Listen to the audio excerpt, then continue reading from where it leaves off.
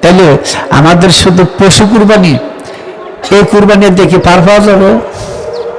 কখনো না। কখন এটা কখন কাজ করবে?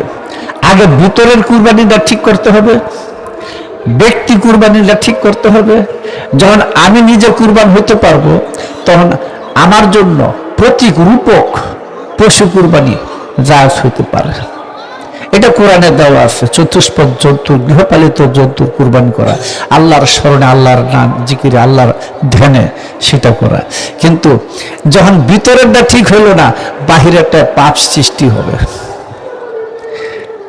কেউ মানতে পারে, কেউ নাও মানতে পারে। যেমন ভিতরের ওজু যদি আবার ঠিক না থাকে, বাহিরের ওজু কোনো দাম নাই। বুঝা গেছে? ভিতরের নামাজটা, অখণ্ডকালের নামাজটা যদি আমার ঠিক না থাকে, এই ওয়াক্ত নামাজটা জাহান্নামে যাবে। ভিতরের রোজাটা যদি ঠিক না থাকে, ভিতরের জাকাতটা যদি ঠিক থাকে, বাহিরে জাকাত, রোজা, হজ জাকাতটা জাহান্নামে ঢুকবে, তাহলে আদায়ই হবে না। আর একটা কথা, সেটা হলো কাদের জন্য এই ইবাদতের হুকুম? যারা ঈমান আনছে তাদের জন্য। কারা ঈমান আনছে? যারা আল্লাহ পরিষদের কোনো মানুষের নিকট আনুগত্য স্বীকার করছে, বায়াত গ্রহণ করছে, তারা হলে ঈমানদার। ঈমানদার ব্যতীত কারোর উপরে আল্লাহ হুকুম করেন নাই যে তুমি নামাজ পড়ো, তুমি রোজা করো, তুমি হজ করো, এগুলো সব বলছে ঈমানদার করে। কোরআন খুঁজলে দেখবে ইয়া আইয়ুহাল্লাযীনা আমানু, এই আমানুদের উপরে সমস্ত হুকুম নির্দেশ কোরআনে দেওয়া হয়েছে। কাজে যারা বেমুরদান, তাদের কোনো নামাজ, রোজা, হজ জাকাত নাই, এদের কোনো বন্দিগি নাই, এদের ঈমান নাই মূল। যেহেতু ঈমান নাই, কাজে তাদের কোনো বন্দিগিও নাই। ওই ধরনের মোল্লা মৌলবী কেউ যে গরু জবাই করে, পার হলো পশমে, কারণ হয়তো ঈমানদার না, হয়তো বায়াতই গ্রহণ করে নাই। বায়াত যেহেতু গ্রহণ করে নাই, কাজে ঈমানদারও হয় নাই। ঈমানদার না হলে খোদার হুকুমও নাই। পাশে যদি প্রাইমারি স্কুলে থাকে, ফলাফল স্কুলের মধ্যে লেখাপড়া করছে, যারা ভর্তি হয়েছে তারা করে। আর পাশে যদি মাঠের মধ্যে কিছু ফলাফল খেলাধুলা করে, তারা কি লেখাপড়া করার জন্য মাস্টার হুকুম দেবে? কারণ এরা তো ভর্তি হয় নাই। তা যে ঈমান আনে নেই, খোদা তার হুকুম দেয় নেই। তাদের হুকুম হলো তোমার ঈমান আনো। আর যারা ঈমানদার আছে, তাদের কথা হলো তুমি সালাত কায়েম করো। যদিও একরামুস সালাত কোরআনে না, নামাজ পড়ো, এগুলো কোরআনে নাই। এই কথা করে করা গেছে ওয়াকিবুস সালাত, করা গেছে সালাত কায়েম করো। অর্থাৎ মানুষ পাক জাতীয়, সেই পাক জাতের ভিতরে একাত্ম অবস্থায় অবস্থান করা, অবিচ্ছিন্ন অবস্থায় করা, মানুষ তার নিজ পাক জাতের মধ্যে কায়েম থাকার নাম হলো সালাত কায়েম। কথা বলছো? আমরা অন্যভাবে বলি, তুমি যদি জাহিরি নামাজটাও পড়ো, তোমার ইমামকে তোমার সামনে নিয়ে আদায় করো। বুঝছো কি খুশি? তোমার ইমামকে, তুমি যদি মসজিদের মোল্লার ইমাম বানাও, তাহলে তোমার নামাজ গেছে। তখন তোমার নামাজটা ফাওয়াইলুল লিল মুসাল্লিন, কারণ বেমুরদান, ওটার কিছু কোনো নামাজ নাই, ওটার মধ্যে কোনো বন্দিগি নাই। কথা বলছো? তদ্রুপ এই কুরবানি তো কাদের জন্য? স্কুলে যারা ভর্তি হয়েছে তাদেরকে মাস্টার হুকুম করে না? যদি মাস্টারের নির্দেশে চলে, ছাত্র ভালো হয়। যদি মাস্টারের নির্দেশে না চলে, ফাঁস করবে না। কাজে তুমি যখন বায়াত হইছো, তুমি যখন আল্লাহ পরিষদের মানুষ কাছে আনুগত্য স্বীকার করছো, এই জগতে আনুগত্য স্বীকার করা ঈমান আনা একমাত্র আল্লাহ পরিষদের মানুষের নিচে। আমরা বলি তাকে নবী রাসূল বা বেলায়েতে উলিয়া। তাদের কাছে যখন বায়াত হয়ে গেছো, তখন তারা বলতেছে ফাকাতুলু আনফুসাকুম, তোমার নফসের মধ্যে যে শয়তানটা বাস করে, ওটা তুমি জবাই করো, ওটা তুমি কতল করো, ওটা তুমি নিয়ন্ত্রণ করো, ওটাকে তুমি করায়ত্ত করো, ওটাকে তুমি পরিপূর্ণ সংশোধন করো, নাকি? তাহলে মানুষটা শুদ্ধ হয়ে যাবে। এই কুরবানির ফলাফল ওই জায়গার ভিতরে। এই জন্য গুরুর নির্দেশে, একজন মুর্শিদের নির্দেশে ভক্ত যখন নিজের আত্মশুদ্ধি সাধনার কর্মরত হয়ে যায়, তার কুরবানি আদায় হয়ে যায়। আর না হলে এই গরু ছাগল জবে ঘুরে, তিনমানো করে এই মূল ফিরোজা যেত না। কথা বলছো? আবার তোমার এটা হবে, তুমি আগে নিজেকে কুরবান করো, তাহলে তোমার জাহির তো হয়ে যাবে। তুমি যদি অখণ্ডকালের নামাজ পড়ো, তুমি যদি দাইমি নামাজ আদায় করো, তুমি যদি পাক জাতে কায়েম থাকার নামাজ রাখো, তাহলে জাহিরি নামাজও তোমার হবে। আর না হলে এই জাহিরি নামাজও তোমার ওয়াইদুরুক, সোজা ঠিকানা। কাজী তুমি যখন নামাজ, জাহিরি নামাজটাই ধরো, জাহিরি নামাজে দাঁড়াইছো, তুমি তোমার ইমামকে লিয়া দাঁড়াও, চোখ বন্ধ করে তোমার মুর্শিদকে সামনে আনো, সামনে এসে তুমি তোমার ইমামের সামনে তারা তোমার কালাম পেশ করো, আল্লাহ কবুল করে নেবে। আর যে বেমুরিদান, বুঝো নাই, মেয়ের বিয়ে হয় নাই, হ্যাঁ গাঁটতে বুসকা বান্ধা শ্বশুর বাড়ি যাইব, বুঝব, হ্যাঁ গাঁটতে বুসকা বান্ধা সে শ্বশুর বাড়ি যাইব, হ্যাঁ যাইব কই? তো যে মুড়ি দিয়ে নেয় তার তো লক্ষ্যস্থল ঠিক নাই, তার তো কাবা কেবলা ঠিক নাই। শরীয়তের মাতার কাবা ওই জায়গায় মক্কার মধ্যে, আর হাকিকি কাবা যেই কাবাতে আল্লাহ বাস করে সে হলো যার মুর্শিদ। ওই কাবা যদি তোমার লক্ষ্যস্থল বিচ্যুত হয়ে যায় তাহলে তোমার বন্দি বিচ্যুত হয়ে যাবে। কি করছে বুঝছো? এই জন্য একটা শরীয়তের কাবা আছে, একটা মেজাজি কাবা আছে, একটা হাকিকি কাবা আছে, ঠিক না? কোরআনের ঝুরা বাকারের মধ্যে যে কেবলা পরিবর্তনের ঘটনা আছে, এটার হাকিকত হলো তুমি ওই কাবার থেকে ফিরে তুমি হাকিকি কাবার মধ্যে দৃষ্টি দাও। আর শরীয়তে বুঝেছে বাইতুল মুকাদ্দাসের দিকে রাসূল নামাজ পড়ছে 6 মাস, এরপরে ওই মসজিদে কেবলাতান মদিনা থেকে 1 কিলোমিটার দূরে ওইখানে নামাজ পড়তেছিলাম, জোহরের নামাজ 2 রাকাত নামাজ বাইতুল মুকাদ্দাসের দিকে পড়ছে, 2 রাকাত নামাজ পড়ার জন্য দক্ষিণ দিকে কাবার দিকে ফিরা হুকুম দিতেছে। এটা শরীয়তের বিধান, আয়াত নাজিলের কারণ। আসল হাকিকতটা হলো তুমি ওই মাটির কাবার থেকে ফিরা তুমি এবার নূরের কাবার দিকে দৃষ্টি দাও। কথা বলছো, যে মানুষটা আল্লাহর নূরে নূরান্বিত, অনেক ভাষায় বলা যায়, একটা কথাই বলি শুধু, যে মানুষটা আল্লাহর নূরে নূরান্বিত, যার সর্বঙ্গের কর্তা আল্লাহ স্বয়ং নিজে, ওই মানুষটা হলো আমার নূরের কাবা। ওই কাবাতে স্বয়ং আল্লাহই বাস করেন। এই জন্য মুর্শিদকে দেখলে আল্লাহ দেখার আর কোনো বাদ থাকে না। এটা কেউ চিনে আবার কেউ বিশ্বাস করে, কেউ চিনে আবার বিশ্বাস করে, আবার কেউ শুধু বিশ্বাস করে, নাকি? যারা জানে সেই জ্ঞান অর্জন করছে তারা সেটা বুঝে। কাজী এই মুর্শিদের নির্দেশে তুমি তোমার নিজেকে আগে কুরবান করো, তুমি নিজেকে পরিপূর্ণ মুর্শিদের অনুগত করো, তুমি আগে নিজে তোমার বিশ্বাসকে পরিশুদ্ধ করো, তোমার ঈমানকে পরিশুদ্ধ করো, তারপরে মুর্শিদ যা বলে সেই অনুসারে তুমি তোমার মনকে শুদ্ধ করো। সেই জায়গার মধ্যে আছে খান্নাস, এই খান্নাসটা আমিত্ব সৃষ্টি করে দুনিয়ার যত জঞ্জাল আছে এটা সৃষ্টি করে প্রত্যেক মানুষের মধ্যে করে। সেই আমিত্বটাকে যে ব্যক্তি কতল করছে সেই ব্যক্তির কুরবান হয়ে গেছে, সে নিজে কুরবান হয়েছে, অর্থাৎ নিজেকে পরিপূর্ণ মুর্শিদের অনুগত করে নিয়েছেন। যখন মুর্শিদের অনুগত করে, মুর্শিদ বলল তুমি কাঁঠাল খেও না, সে খায় না। মুর্শিদ বলল তুমি অমুক জায়গায় যাও না, সে যায় না। মুর্শিদ বলল তুমি এই কালামটা পড়ো, সে পড়ে। তখন ইচ্ছাটা কার? মুর্শিদের। বুঝা যায়?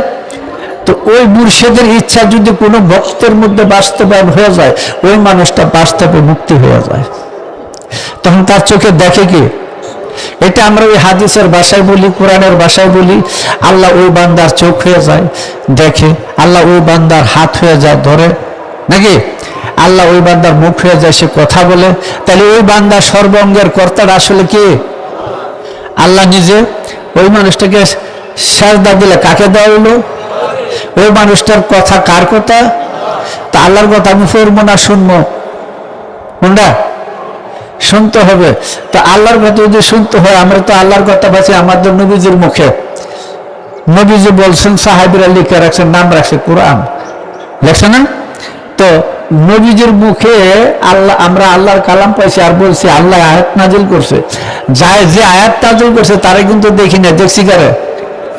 নবীরে। কথাটা বুঝুন, নবীরে দেখছি, আল্লাহর তো দেখি নাই। বিশ্বাস করছি কোনটা?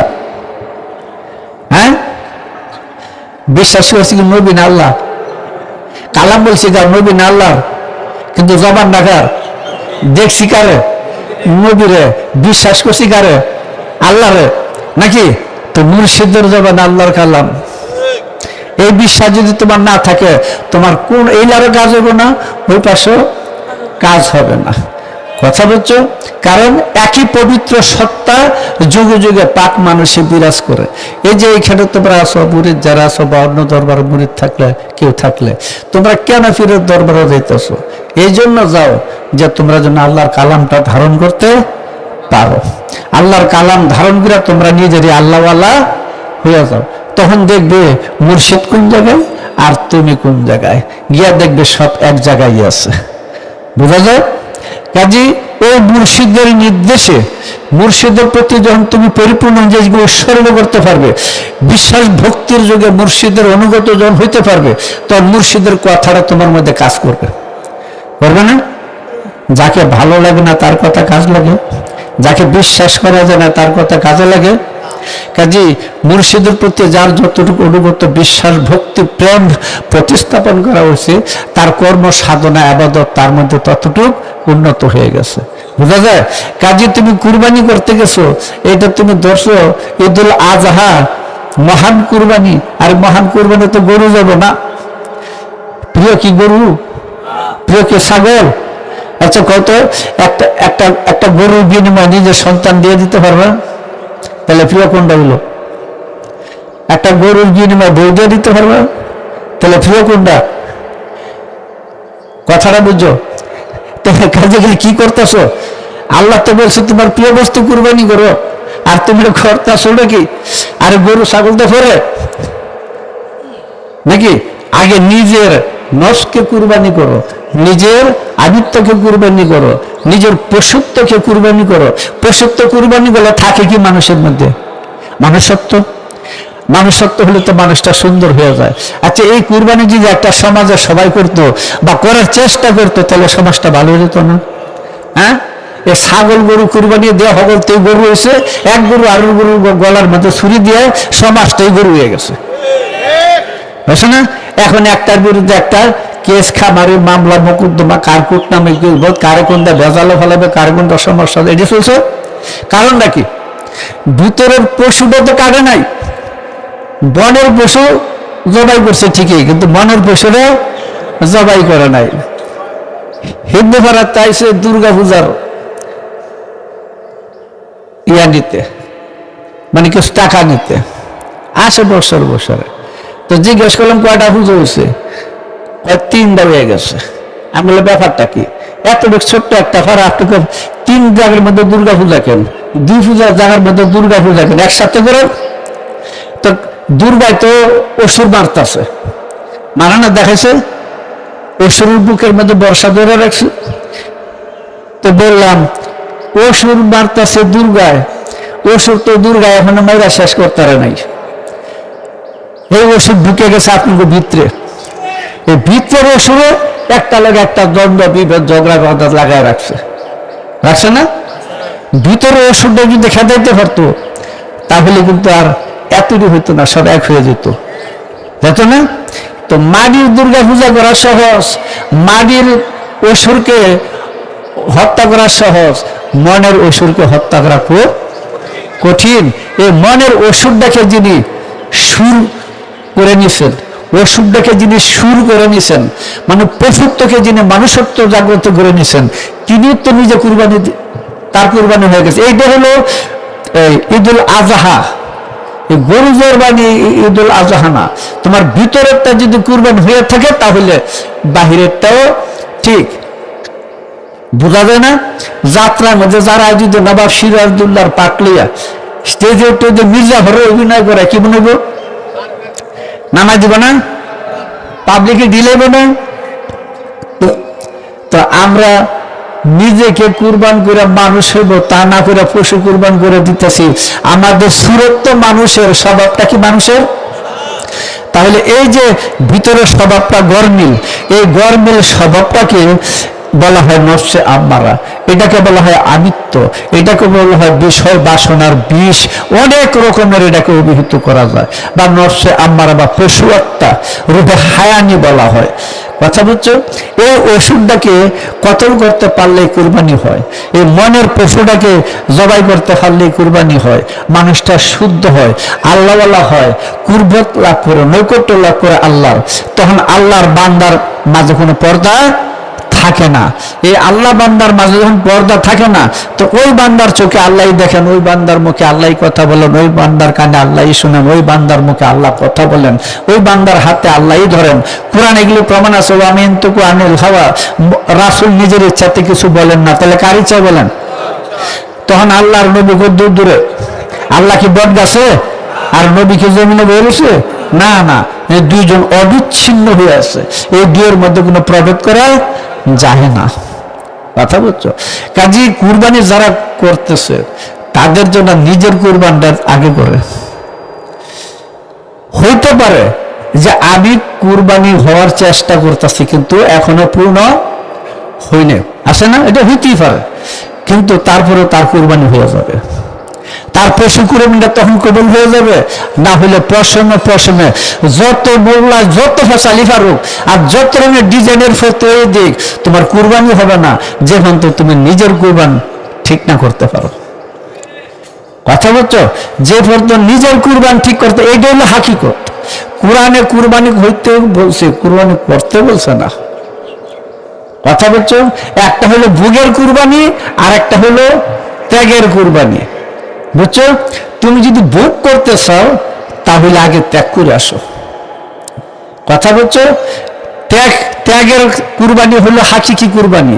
ত্যাগের কুরবানিতে মানুষ আল্লাহওয়ালা হয়ে যায়, ত্যাগের কুরবানিতে মানুষ সত্যিকারের মানুষ হয়ে যায়, ত্যাগের কুরবানিতে মানুষের জান্নাতি হয়, ত্যাগের কুরবানিতে মানুষ মৃত্যুঞ্জয়ী হয়, ত্যাগের কুরবানিতে মানুষ মৃত্যুকে কিয়ামতকে এড়ায় যায়, সায়াতকে এড়ায় যায়, নবীকে হাতে আনে, আজরাইলকে হাতে আনে, এটা ত্যাগের কুরবানি। আর ভোগের কুরবানি পরে ওইটা যখন তোমার ঠিক হচ্ছে, এইবার তুমি অনুষ্ঠান করো, যেহেতু ধর্মের মধ্যে একটা জাহির একটা বাতিন আছে। কথা বলছো? কাজে যেভাবে কুরবানি আমাদের দেশে শুরু হয়ে গেছে বা প্রচলন করছে, এই কুরবানি আল্লাহ নবী জিবরাইলও জানান এটার বেদ। এটাই মোল্লারাই জানে আর মোল্লা গনুষেরা জানে, গরু খাওয়ারা জানে। তুমি নিজে আগে কুরবানি হও, একজন আল্লাহ পরিষদের মানুষের কাছে তুমি নিজে আগে কুরবান হও। তুমি বলো আল্লাহর কাছে কুরবান হবে, আল্লাহর কোথায় পাইবে? বলো আল্লাহ কোথায় থাকে? আঙ্গুল উঠাও দেখি।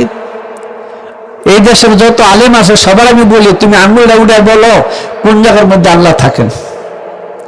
কোরআন থেকে একটা প্রমাণ দাও, দলিল দাও যে আল্লাহ কোন জায়গায় থাকে। আল্লাহ বিশ্বাস করো, আমরা বিশ্বাস করছি নবীরে, নাকি? নবী জন বেলায়েত দিয়ে গেছেন, বিশ্বাস করছে আল্লাহর অলিকে, আল্লাহর অলিদের বিশ্বাস করছে। অলিদের মধ্যে আল্লাহর অবস্থান, অলি ছাড়া আল্লাহ থাকেন না, অলি ছাড়া আল্লাহর কোনো প্রমাণ নাই, মানুষ ছাড়া আল্লাহর কোনো দলিল নাই। মানুষের আয়াতে বাইয়ানা সুস্পষ্ট দলিল আল্লাহর প্রমাণ। কাজী তোমার যা কিছু ইবাদত বন্দেগী সমস্ত কিছু আছে, ওই তোমার কাবা কিবলা মুর্শিদের দিকেই হবে, ওই বরাবর ওই দিকে তোমার আল্লাহর অবস্থান।